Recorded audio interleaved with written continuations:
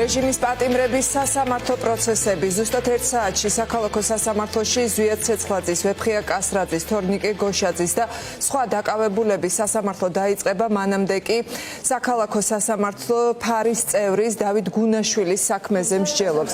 გუნაშვილს დღეს ეწურება 48 საათიანი პატიმრობის ვადა, მისი სასამართლო კი ჩაინიშნა მოულოდნელად, ისე რომ ადვოკატიც კი არ გაუფრთხილებიათ.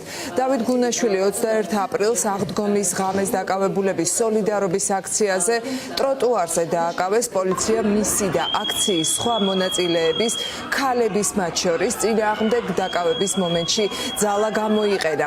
ნუცა ბახუტაშვილი გვიერთდება ახლა პირდაპირ ეთერში და ის გვეტყვის და რა ეტაპზეა ახლა სასამართლო პროცესი.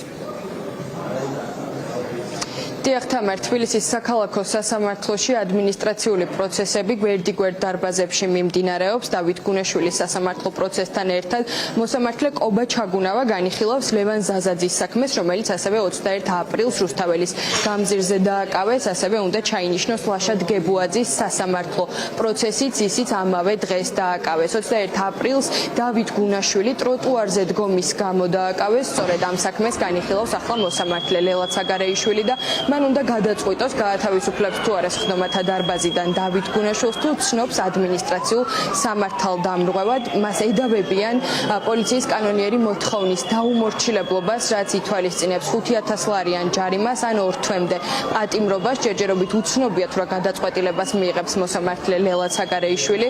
ახლა სასამართლო პროცესი მიმდინარეობს და იკითხებიან დაცვის მხარის მოწმეები. როგორც თავად აღნიშნეთ, სასამართლო პროცესი ჩაინიშნა მოულოდნელად, ისე რომ ამის შესახებ ადვოკატებმაც არაფერი იცოდნენ, თუმცა მოგვიანებით ადვოკატები შემოუერთდნენ სასამართლოს სხდომას და განახლდა პროცესი. მათ მოითხოვეს 5 მოწმის დაკითხვა, თუმცა მოსამართლე ლელა ცაგარეიშვილმა მათ უფლება მისცა, რომ მხოლოდ 3 მოწმე დაეკითხა. ეს ადამიანები იმყოფებოდნენ 21 აპრილს რუსთაველის გამზირზე და მათ ნახეს თუ რა პირობებში დააკავეს დავით გუნაშვილი. ჩვენთან საუბრისას ერთ-ერთი მოწმე იხსენებს, რომ ტროტუარზე დგომის გამო დააკავეს გუნაშვილი.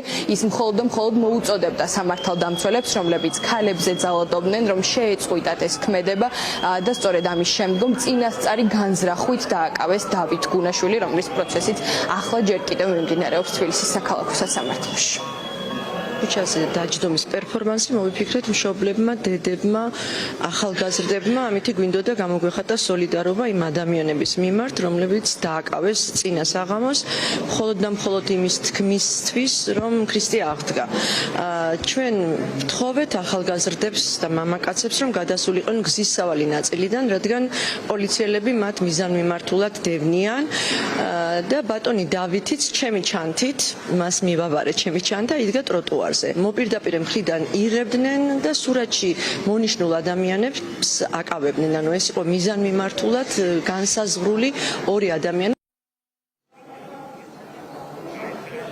ჯერჯერობით არც ერთ საქმესთან დაკავშირებით გადაწყვეტილება მოსამართლეებს არ მიუღიათ. ისინი მსჯელობენ, როგორც გითხარით, იკითხებიან მოწმეებით და ამის შემდგომ სწორედ მოსამართლეებმა უნდა გადაწყვიტონ, ცნობენ თუ არა სამართალდამრღვევება ტროტუარზე დგომის გამო დაკავებულ ადამიანებს. მიმდინარეობს როგორც დავით გუნაშვილის, ასევე ლევან ზაზაძის პროცესები და უნდა ჩაინიშნოს ასევე ლაშად გებუაძის სასამართლო პროცესიც, რომელიც ასევე 21 აპრილს ამ ადამიანებთან ერთად რუსთაველის გამზირზე აქციის დროს დააკავეს.